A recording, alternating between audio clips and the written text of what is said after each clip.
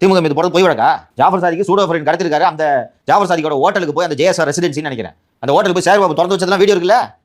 உங்க கட்சியோட அயலகணி நிர்வாகி தானே நீ. இன்னைக்கு போய் திமுக இன்னைக்கு சேரப்பா உறுப்பினராக இருப்பா, உனக்கு மாநில நிர்வாகி பதவி கிடைச்சிருமா? முடியுமா? வட்டச்செயலாளர் ஆக முடியுமா திமுக? அப்போ எடுத்தோன்னே அப்போ ஒருத்தர் போறாருன்னா ஹை லெவல் கான்டாக்ட். இன்னொன்று எல்லாரும் கூட எடுத்திருக்காருல. அவர் அடுத்தது வந்து திருமதி உதயநிதி, அடுத்தது திருமதி கிருத்திகா உதயநிதி இயக்குனராக வச்சு படத்தை தயாரிக்கிறாங்கன்னா எப்படி இதெல்லாம் நடக்குது? உங்களுக்கு தெரியாம நடக்குது? பழி வாங்குதா பிஜேபி? 4 வருஷமா உங்களை திருட விட்டு வேடிக்கை பார்த்துட்டு இருந்துச்சுங்க. பண்ணுங்க, தேர்தல் ஒரு நேரத்தில் யூஸ் பண்ணிக்கலாம். தானே ஒரு அரசியல் கட்சி செய்யக்கூடியது. நீங்க 2G இன்னைக்கு ஒன்றும் இல்லாமல் ஆகிவிட்டது என்றாலும் 2Gல எல்லாரும் சேர்ந்து நீங்க கொள்ளடிச்சிங்கிறது உண்மை தானே.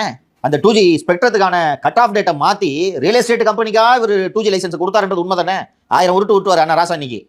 முதலில் வருவதற்கு முன்னுரிமை, முதலில் வருவதற்கு அந்த ஃபர்ஸ்ட் கம் ஃபர்ஸ்ட் பேசிஸ் அதை மாற்றி எப்போ இன்னும் அந்த பழைய கதையெல்லாம் உங்களுக்கு நினைவு இருக்காது.